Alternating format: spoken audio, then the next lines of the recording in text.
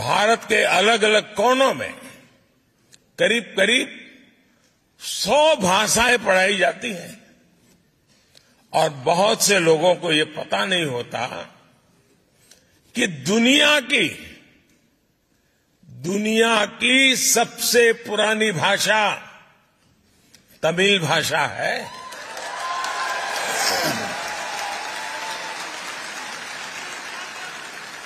और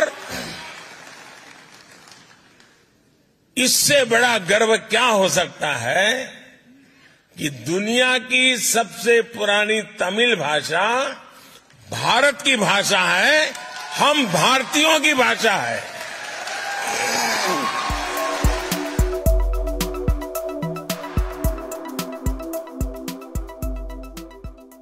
மாயோன்மேய காடுரை உலகமும் சேயோன்மேயமை வரை உலகமும் வேந்தன்மேய தீம்புனல் உலகமும் வர்ணன்மேய பெருமணல் உலகமும் முல்லை குறிஞ்சி மருதம் நெய்தல் என சொல்லிய முறையான் சொல்லவும் படுமே.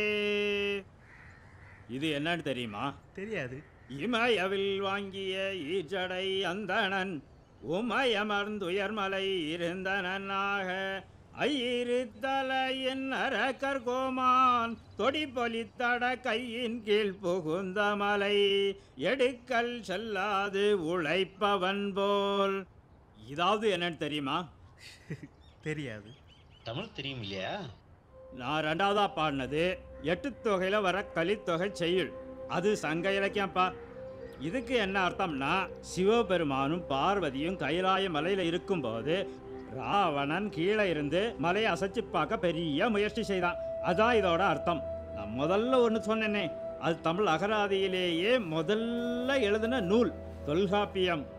அதில் என்ன சொல்லியிருக்குன்னா, மாயோன் அதாவது பெருமாள், சேயோன்னா முருகன், வேந்தன்னா இந்திரன், அதோட வர்ணன் அவங்க எல்லாம் எந்தெந்த தமிழ் நிலங்களுக்கு கடவுள்னு தெளிவா சொல்றாரு தொல்காப்பியர். இப்ப எனக்கு என்ன சந்தேகம்னா, பல 1000 வருஷத்துக்கு முன்னாடியே தமிழர்கள் இந்த சாமியை கும்பிட்டாங்கன்னா அது தமிழரோட கடவுளா இல்லையா? தலைமுறையா ஊர் ஊரா முருகனுக்கும் சிவனுக்கும் பிள்ளையாருக்கும் பெருமாளுக்கும் அம்மனுக்கும் கோயில் கட்டி கும்பிடுறமே, அது உன் கண்ணுக்கு தெரியல? நீ பார்க்கல? உங்களுக்கெல்லாம் ஊருக்கு வெளியே இருக்கிற காவல் தெய்வம் மட்டும்தான் தமிழரோட கடவுளா? சரி, அதை விடுப்பா. எங்க கிராமத்துல ஒரு ஐயர் கூட கிடையாது. அவங்க எங்க ஊர்ல இருந்ததும் கிடையாது. எங்க வீட்டு சடங்குல கூட அவங்களுக்கு எந்த பங்களிப்பும் கிடையாது. எங்க கிராம கோயில் கருவறை இருக்கு இல்லையா, அதுக்குள்ள அவங்களால வரக்கூட முடியாது. என்ன மூர்த்தி ஐயரே, எங்க கோயில் கருவறைக்குள்ள நீங்க ஏதாவது வர முடியுமா? அது எப்படிதான் முடியும்? நீங்க வரக்கூடாதுன்னு ஏதாவது உங்க சாஸ்திரம் சொல்லுதா? சாஸ்திரம் சொல்லண்ணா. தமிழ்நாட்டுல எத்தனை ஊர்ல எத்தனை கோயில் இருக்கு தெரியுமா? இங்க பிறந்த ஒவ்வொரு தமிழனுக்கும் குலதெய்வம் இருக்குதுயா. அது உனக்கும் சேர்த்துதான். அது ஐயரா இருந்தாலும் சரி, மற்ற யாரா இருந்தாலும் சரி, அந்த குலதெய்வம் யாருன்னு பார்த்தா ஒன்னு அம்மனா இருக்கும், இல்ல ஊருக்கு வெளியே இருக்கக்கூடிய நம்ம காவல் தெய்வங்களா தான் இருக்கும். நீ சொல்ற மாதிரி இவங்க எல்லாம் வடக்குல இருந்து வந்தவங்க அப்படின்னு சொன்னா இந்த சாமிங்க எப்படி இவங்களுக்கு குலதெய்வமா இருக்க முடியும்? ஏய் வாடா.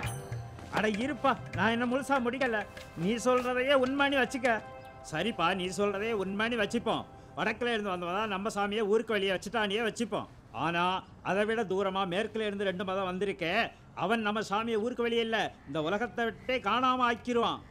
அவன் போன ஒவ்வொரு நாட்டையும் போய் பாரு. அவன் வர்றதுக்கு முன்னாடி அங்க என்ன கலாச்சாரம் இருந்ததோ அதை இப்போ மியூசியத்தில் தான் போய் பார்க்க முடியும். உன்னாலே ஏற்று கேட்க முடியுமா? உனக்கு அந்த தைரியம் இருக்கா? கலாச்சாரம் சொல்றியே, உன்னை காசு கொடுத்து பேச வைக்கிறானே வேற மதத்துக்காரன், அவனோட மதம் கால் வச்ச இடத்துல எல்லாம் அங்க இருந்த கலாச்சாரம் என்ன ஆச்சுன்னு கிட்ட அவங்கிட்ட நீ கேட்க முடியுமா? கேட்டாதான் ஒன்னு அவன் உயிரோட விட்டுருவானா? அது சரி, நீ காசு கூறும் தானே? நோ, கழகத்துல தலைவராக தெரியலன்னா பழைய பேப்பரை படிச்சு பாரு. போச்சா? ரொம்ப தமாசா பேசுறா தம்பி. கூறும் தானே? நோ, சும்மா பேசிக்கிட்டே போகாதீங்கண்ணா. எங்க பகுத்தறிவு கழகம் வந்ததுக்கு அப்புறம் தான் பேர்ல இருந்து ஜாதியே போச்சு. பேர்ல இருந்து ஜாதி போச்சா? ரொம்ப தமாசா பேசுறா தம்பி. உங்க பகுத்தறிவு கழகங்கள் வந்ததுக்கு அப்புறமா தான் இங்க ஜாதி கலவரமே உருவாச்சு. உனக்கு தெரியலன்னா பழைய பேப்பரை படிச்சு பாரு. அது சரி, நீ ஒரு ஜாதி விடுதலை போராளி தானே? ஆமாம். உன்னால இவங்க கழகத்தில் தலைவராக முடியுமா? ஒன்னதான் அவங்க ஆக விட்டுருவாங்களா? கூட்டிட்டு போயிருக்கானா? அதை பற்றிலாம் நீ பேசக்கூடாது. பாடா, ஊருக்கு ஒரு நியாயம் உனக்கு ஒரு நியாயமா? தமிழ்நாட்டில் எத்தனை ஜாதி இருந்தாலும் தமிழேன்னு சொல்லும்போது எல்லாரும் ஒன்னாத்தாண்டா இருந்தாங்க. உங்கள் பகுத்தறிவு கழகங்கள் வந்ததுக்கப்புறமா தான் தமிழங்கிட்ட இருந்து தமிழையே பிரிச்சுட்டீங்க. தமிழையும் தமிழனையும் காட்டு மிராண்டினீங்க. நம்ம கலாச்சாரத்தையும் சரித்திரத்தையும் கேவலமாக பேசுனீங்க. இந்தியாவில இருந்து தமிழனை தனியாக பிரிக்க பார்க்குறீங்க.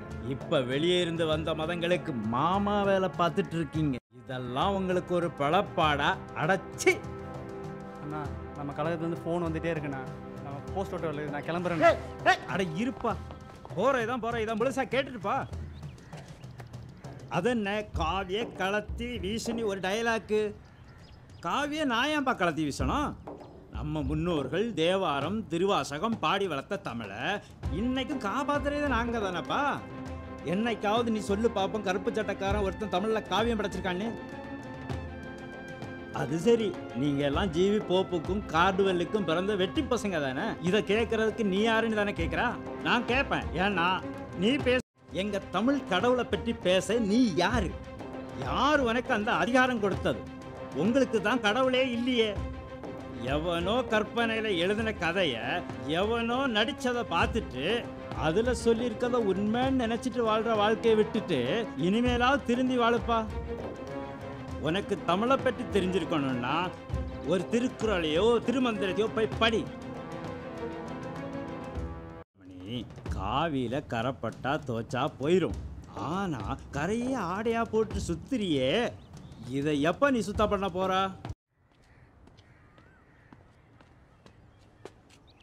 தம்பி, நாங்க அமைதியா இருக்கிறது எங்களுடைய பலவீனம் இல்லை, அது உங்க அதிர்ஷ்டம். அதை துரதிர்ஷ்டமா மாத்தாம பார்த்துக்கிறது உங்களோட பொறுப்பு. பெயர் எப்படி இந்த இலக்கண நூலுக்கு வந்திருக்கும் அப்படிங்கிறதே பல சர்ச்சையான விஷயம்தான்.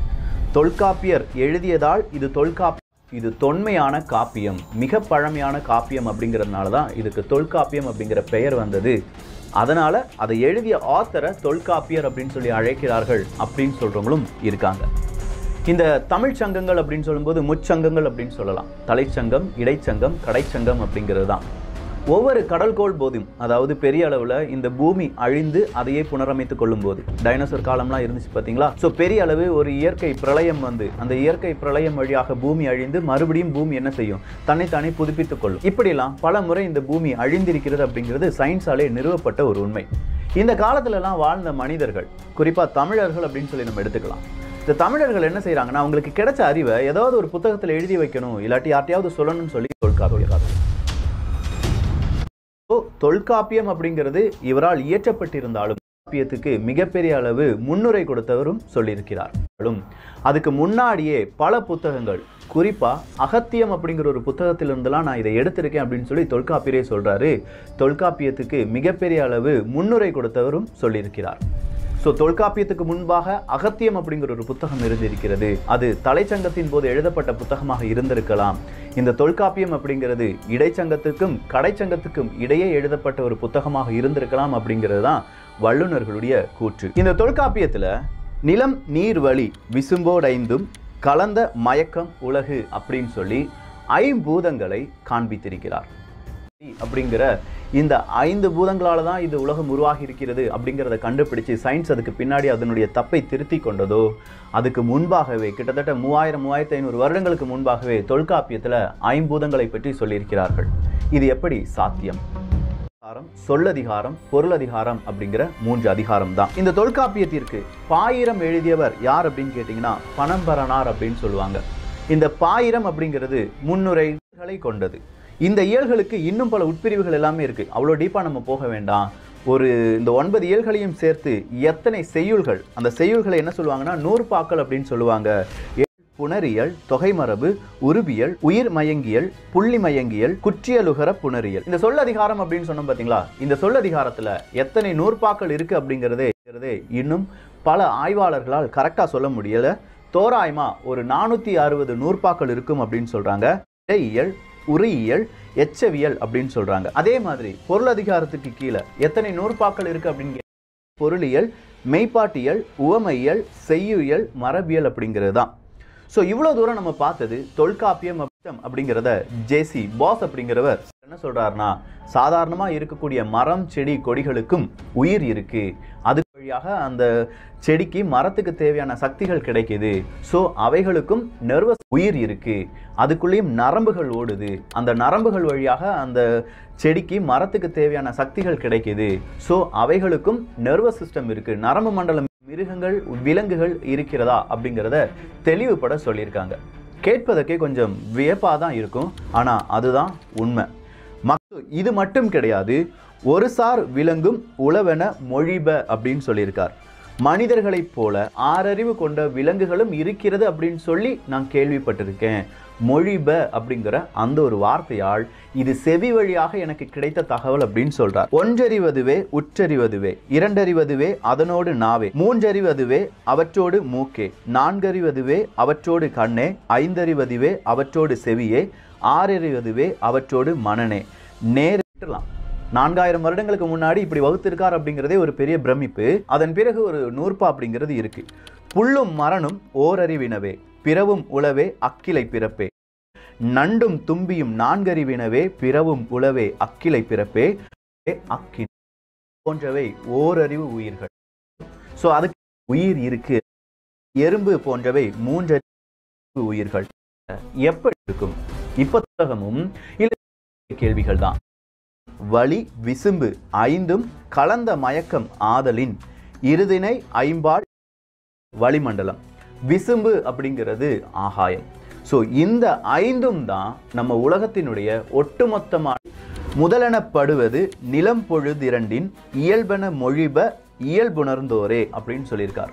இதுல ஒரு வார்த்தை சொல்லியிருக்கு, முதலெனப்படுவது நிலம் பொழுதிரண்டின். ஸோ நிலமும் பொழுதும் ஒன்றாக இருந்தது தான் முதல் அப்படின்னு சொல்றார். நிலமும் பொழுதும் சிங்குலாரிட்டி அப்படிங்கிற ஒரு ஃபார்முலா. அது உண்மை போய் நிறைய விவாதங்கள் இருக்கு. ஆனா அவங்க சொல்றது என்ன, ஒரு காலகட்டத்தில் இங்க நிலமும் நேரமும், பொழுது நேரம், இது இரண்டுமே ஒன்றாகத்தான் இருந்தது. திடீர்னு பார்த்தா ஒரு வெடிப்பு வருது, சிங்குலாரிட்டி இருந்து அப்படியே கொஞ்சம் கொஞ்சமா விரிந்து இந்த நேரம் அப்படிங்கிறது, பொழுது அப்படிங்கிறதும், நம்ம வாழக்கூடிய அந்த நிலம் அப்படிங்கிறதும் பிரிந்து வருகிறது. இதனால தான் டைம் டிராவல்லாம் பண்ண முடியும்னு சொல்றாங்க.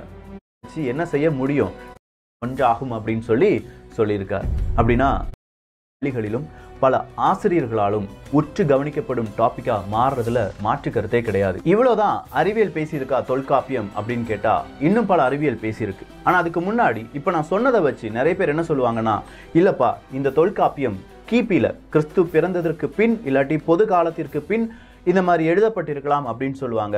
பல அறிவியலாளர்களும் கிடையாது, அதன் பிறகு எழுதப்பட்ட நூல் இல்லை அப்படிங்கிறத உறுதிப்படுத்தியிருக்காங்க. இந்த தொல்காப்பியம் அப்படிங்கிறதுக்கான வயது என்னவாக இருக்கும் அப்படின்னு சொல்லி பல அறிவியலாளர்கள், பல அறிஞர்கள் பல நேரங்களையும் குறிப்பிட்டிருக்கிறார்கள் அப்படின்னு சொன்னோம் பார்த்தீங்களா, அதனுடைய ப்ரூஃபையும் நான் இங்கே இணைத்திருக்கிறேன். இந்த அறிவியலுக்கு பின்னாடி இருக்கக்கூடிய உண்மைகள் இது மட்டும் இத்தோடி அடிக்கணும் அப்படி ஒடிக்கணும் அப்படிலாம் வாழ்ந்த மூதாதையர்களுடைய ஒரு அறிவு பெட்டமாக தேடிப்போம் இருக்குன்னு சொல்லி நபர்கள் இருப்பாங்கல்ல, அவங்களுக்கான பதிவுகளும் வந்து கொண்டே இருக்கிறது.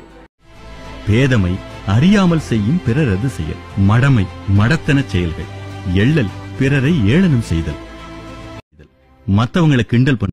சோசியல் மீடியாக்கள்ல நாம தினமும் பாடியே அக்கு வேறா ஆணி வேறா தொல்காப்பிய நமக்கு சொல்லி இருக்கு. நாம தினமும் பரவலா பாக்குற ட்ரோல்ஸ், இதத்தான் இந்த எள்ளல் என்ற வார்த்தை குறிக்குது. 16ஆம் நூற்றாண்டுக்கு அப்புறம் கல்வி முறையா மாறின சைக்காலஜிய பல்லாயிரம் ஆண்டுகளுக்கு முன்னாடியே அக்கு வேறா ஆணி வேறா தொல்காப்பிய நமக்கு சொல்லி இருக்கு.